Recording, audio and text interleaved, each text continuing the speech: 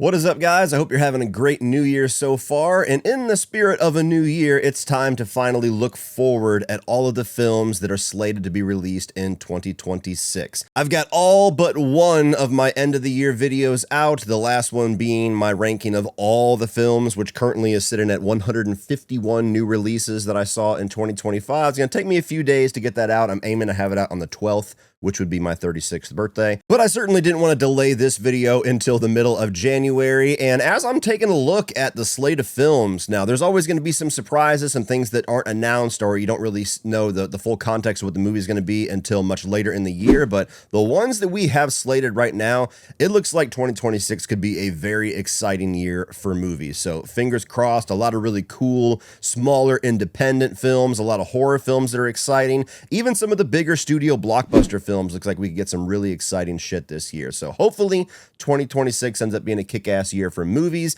I've got 15 movies I'm going to talk about here. 4 or 5 of them I'll kind of run through quickly because they're just like honorable mentions that I wanted to throw on your radar. And in the spirit of throwing movies on your radar, movies that I actually saw at film festivals last year that were technically 2025 releases, but will not be released wide for most of you to be able to see them until this year, that won't be on this list because I've already seen them, but I want you to check them out really soon. You've got Primate, actually tonight. Tonight is Primate, so real fucking soon. Primate is such a really cool animal attack horror film. It's intense. It's genuinely creepy. The kills are great. The practical effects on the monkey, who is the animal that is attacking everybody, looks outstanding. There's a cool Carpenter-ish type vibe to the score. That was a really fun one. You also have Good Luck, Have Fun, Don't Die coming out very soon. Gore Verbinski's new film. One of the smartest and most genuinely fucking hilarious and edgy satirical comedies that I've seen in a very long time. But there's also sci-fi and action and thrills and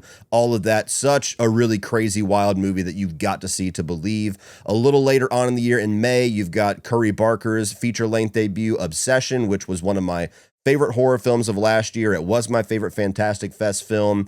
It is one of the creepiest and gnarliest things that I saw last year. So if you're a horror fan, definitely keep your eyes out for that. And I don't have a release date for it. I expect it to be in the last quarter of the year, which would position it more for awards consideration. You've got my favorite film that I saw in last year, which is The Rivals of Amaziah King.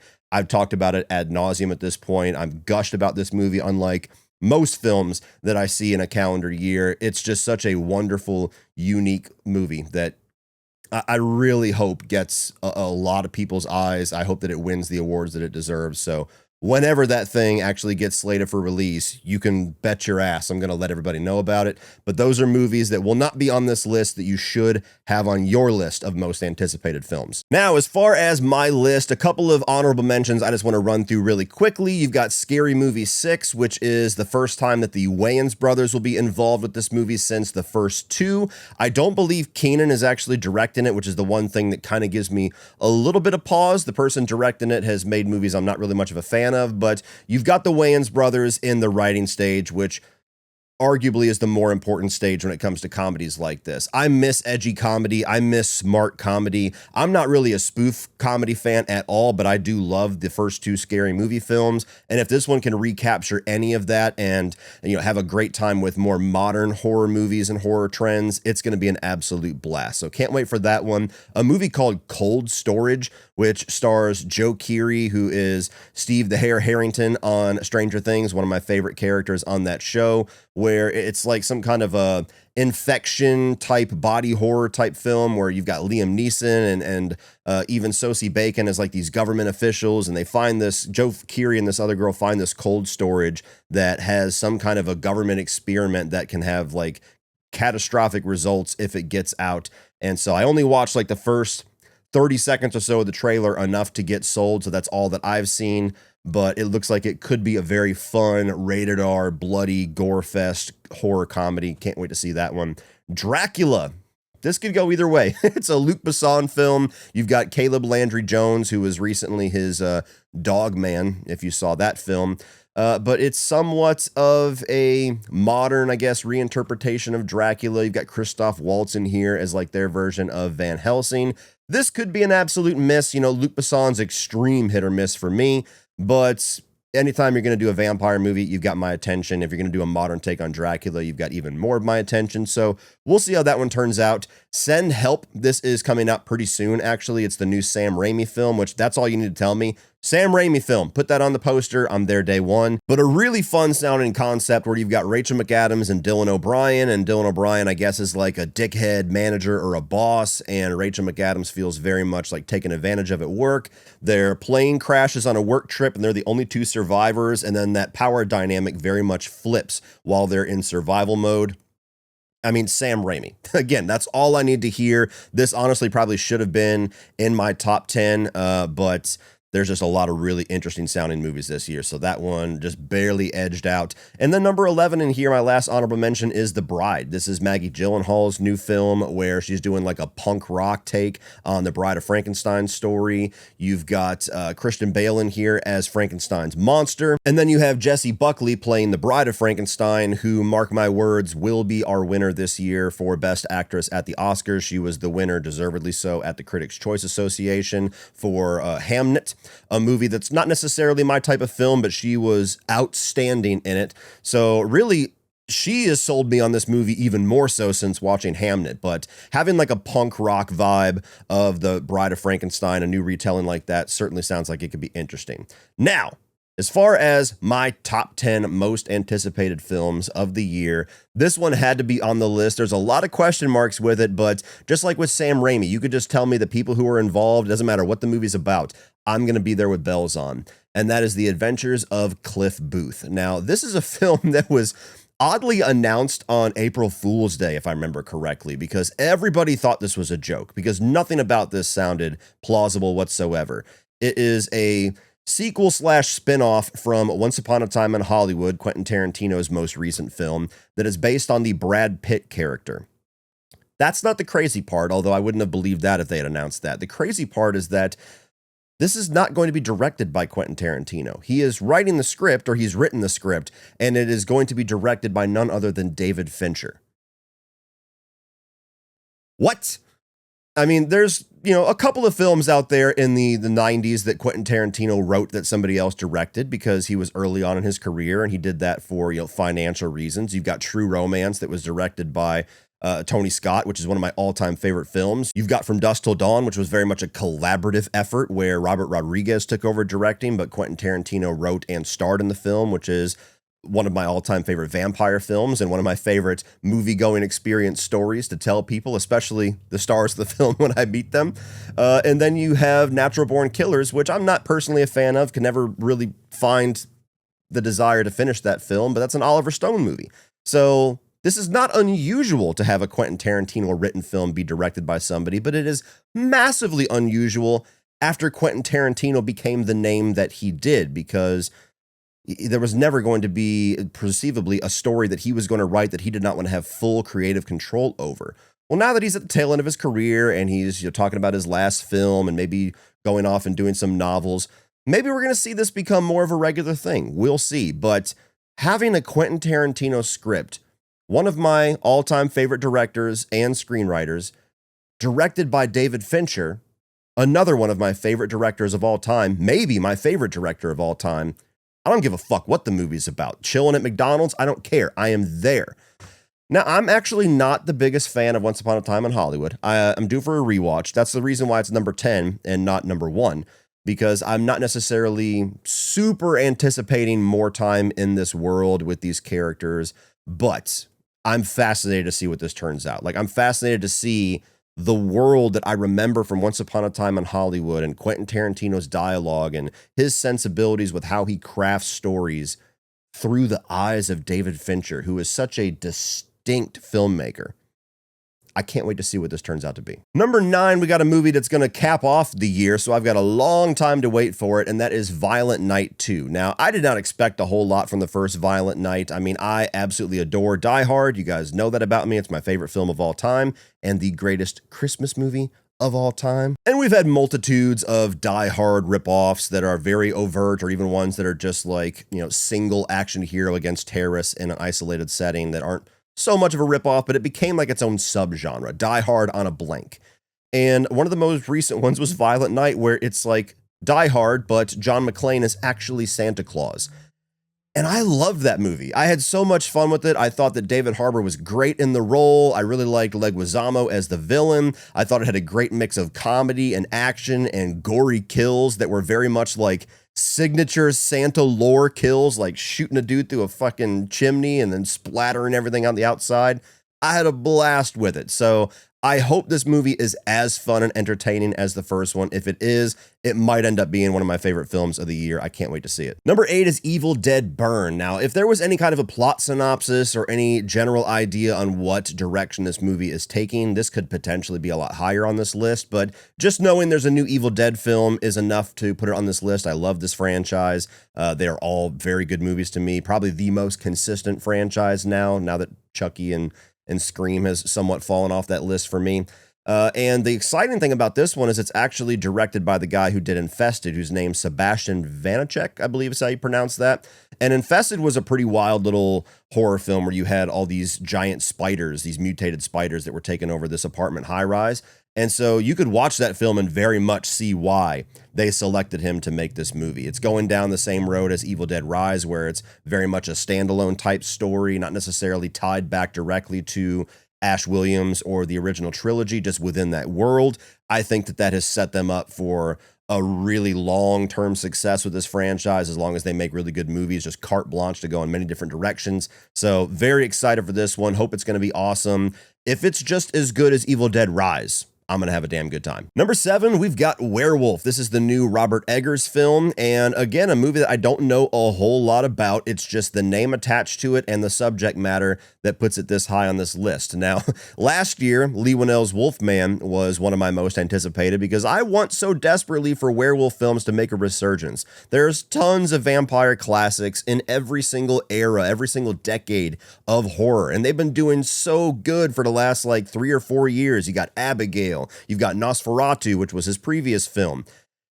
And werewolf films just never really seem to get their time in the sun.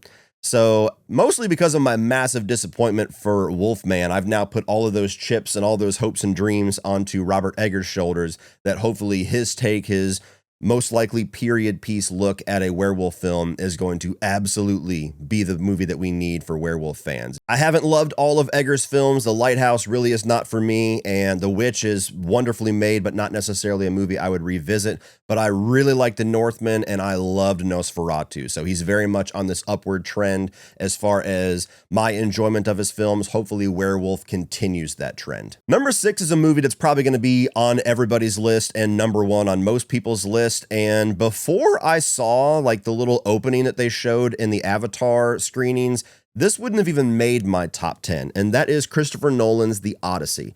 Now, I love Christopher Nolan. There's nothing you can really say bad about him. He is definitively one of the best filmmakers of all time, certainly one of the best ones working today. Many of his films are in my favorite films of all time list, but I tend to like Christopher Nolan movies more when they're like sci-fi and action and like unique concepts, not so much when he does like historian type stories. You know, I'm not a big fan of Dunkirk. Oppenheimer, I think, was very well made, but a movie I wouldn't ever revisit. And after all of his wins with Oppenheimer and being on top of the world, he announced that his next film was going to be The Odyssey. And it seemed like the mass opinion out there was like, hell yes, fuck yes, this is what I want. This is going to be the best thing ever. And I was like, oh, I kind of wish he would go and do something more like Inception or The Prestige, or hell, I'll even take Insomnia. Like, I want something more like that. I don't know about The Odyssey. I just wasn't really that excited about it. You know, it got the historian side of there that he's continuing on with his last couple of movies, but also there is a little bit of a fantasy edge to this, of course. I mean, there's monsters that he has to fight along the way, so we'll see what happens. That was kind of my thought. And then I saw the prologue, and all of those reservations washed away. This looks incredible. Like, as you could have expected, it looks beautifully shot, mass scale. The IMAX scale was amazing, right in front of Avatar. I love all the actors that are involved with this, Matt Damon especially, and so I'm fully on board for this thing now. And I'm very much interested in seeing how Christopher Nolan is going to take more of the, fantastical elements of the story, how he's going to realize that. It's actually been really funny to me to see like film Twitter and people like that get all up in arms over the trailer and be like, that's not historically accurate. That helmet is weird. And it's like, bitch, he's about to fight a Cyclops. Like, what the fuck are you talking about? So yeah, The Odyssey, a movie that it seemed like everybody else but me was already hard for. And I was like, I don't know. We'll see. I'll be there day one, of course, but we'll see. And I'm very much excited to check this film out. Although I didn't buy my ticket a year ago, so maybe I won't be able to see it. That was fucking weird, by the way. Why'd they do that? Number 5, we've got Ready or Not 2, Here I Come. And this is a little bit of a Black Phone 2 situation where I love the first film, but I don't quite see the vision for how you sequelize that story. Again, I know I say this all the time. I have not watched the trailer. I've been told that the trailer shows a little bit too much, so I don't know exactly if they show the story direction they're going with there. Maybe it's awesome, but this is one where I'm totally going in and hyped from my love of the first film and my love of the people that are involved. Like, I love the filmmakers here with Radio Silence. Abigail, their most recent film, was my favorite of that year. One of my favorite films to be released over like the last 10 years. Adore Abigail. Adding in Catherine Newton, who is an absolute standout in Abigail. And, even Elijah Wood, Sean Hattasey. Talk with him very briefly at the Critics' Choice Awards about this movie too. And, he said he thinks it's fucking awesome. He thinks it's even better than the first film. Take that with a grain of salt, as we all would. But, I'm excited for this one. I hope that it ends up being a better experience than what I had with Black Phone 2, where that one kind of affirmed my hesitance on how you sequelize this story. Hopefully this one is just an absolute blast the way the first one was. Continue to cement Samara Weaving as like the new absolute undisputed Scream Queen. This one's going to be fun no matter what, but we'll see how fun. Number 4, we've got Clayface. This is a DC Universe film that is what really excites me about the potential for this James Gunn universe, that we're going to get some really off-the-wall weird shit like this. Clayface is like a B-level, maybe even C-level Batman villain who has gotten a lot of time to shine, like in the animated series and the video games, but has never gotten a live-action representation. And the reason I'm fascinated about this, aside from just I'm a Batman whore, and so whatever side stories, spinoffs, TV series, villain origins are going to give me, I'm going to eat up. This is directed by the guy who did movies like Eden Lake and the Speak No Evil remake from a couple years ago that I really enjoyed. But more importantly, it's co-written by Mike Flanagan. Like a lot of movies on this list, you just list the people involved with it and give me an untitled poster, I'm going to be there day one. But it really excites me, the potential for a Mike Flanagan written DC Universe Batman villain spinoff movie, and I enjoy the director's films so far. So I don't know the direction, if this is going to be like a rated R body horror film, if it's going to be like a crime thriller. I really don't know what to expect from it, and so this could go even higher on my list of anticipation once some of those answers are given. But the potential for this is huge. If this hits, I think this might be an even more important win than Supergirl, which is definitely expected to make a lot more money. This just really excites me. Like, I'm more anticipating this one than I even was Superman last year. That says a lot. Coming in at number 3, we've got Terrifier 4. And I'll be honest, the only reason why it's number 3 and not like a landslide victory for probably number 1 is because I really don't know if it's actually set in stone that it's going to come out this year. I can't find anything official. Of course, it's been dubbed as a 2026 film, and I know that Damien has been writing the script over the last year or so. So very plausible that it could come out Halloween season of this year, but it seems a little ambiguous. And anytime it's ambiguous, it does drop my anticipation a little bit because I don't want to get hyped and excited and then find out I got another year to wait. But you guys know I love this franchise. I was a little late to it. Wasn't the biggest fan of the first film or the anthology films that preface that, but I loved Terrifier 2. It was one of the best surprise experiences at my first film festival, and then Terrifier 3 was an amazing experience for so many other reasons. I love how just exploitative and over the top and how wild and crazy, especially with Terrifier 2, that this franchise has gotten. I've seen some interviews or some little clips here and there where it seems like Damien might be hinting that this one's going to go back more in the direction of 2, where it's going to be a little bit more out there, a little bit more bombastic, a little bit more Dream Warriors, if you will. And that very much excites me. You know, some people were really excited about 3 kind of getting back more to the basics of the first one, and I did love that film, but the craziness and the wildness and the bonkersness of the second film is definitely where a lot of my love lies. And also the fact that this has been dubbed as like the closer of this franchise. I doubt it's the last Terrifier film we'll ever see, but I do think that Damien and company do want to go off and do other things, so this is going to be like a bookend for a while. It's going to close out Sienna and Art's story, and then they'll definitely probably come back to it in 10 years or less time, but the fact that we're going to get a lot of answers, Art's origin, the what's the deal with Sienna's father, all that kind of stuff. So excited to get some of those answers finally. I'm very, very excited, very much anticipating this film. And hopefully it'll be another experience where I get to see everybody, meet everybody at the red carpet, and then see the world premiere at Fantastic Fest yet again, because that is always the best context to watch these wild-ass movies. Now we're at my top 2, and number 2 for me is going to be Spider-Man Brand New Day. Spoiler alert, Doomsday is not on this list. I felt like that was an obligatory addition because I really don't have a whole lot of excitement for that one. I pray that I am proven wrong and that movie kicks ass. But Spider-Man Brand New Day, I genuinely am excited for. I love the Spider-Man movies. You know, all of them I really enjoy. Even ones like Amazing Spider-Man 2 and, Spider-Man 3 that everybody hates on. I even enjoy those films. I've liked all the Tom Holland movies to varying degrees. And the previous one, No Way Home, I thought was just an absolute blast. And I like the fact that they seem to be teasing that this was going to be going more in the direction of like traditional Spider-Man, swinging around New York, not, world universe ending and multiverse type deal storylines, just the friendly neighborhood Spider-Man. Whether or not we're going to get that or not, we'll find out when they start saying things like the Hulk's going to be in here. I have my reservations, but having Punisher in here definitely has some curiosity. How you're going to make Punisher and a PG-13 Spider-Man work together. A lot of curiosities, a lot of ways that this could go in a very cool direction or could possibly go in a little bit of a bad direction. The director is the guy that did Shang-Chi, which I was a big fan of. Certainly one of the better movies post Endgame, but an amazing kick-ass Spider-Man film like that could be absolute good medicine for those of us that want desperately to still love the MCU despite how hard they make it sometimes. So this one, as far as superhero comic book films, is the one that if I had the opportunity, I would watch it right now if I could only pick one. But my number one most anticipated film of this year is going to be Zach Cregger's Resident Evil. And the funny thing about this being my number one is that I have so many reasons that I'm excited about this, and I have so many reasons that I am nervous about this.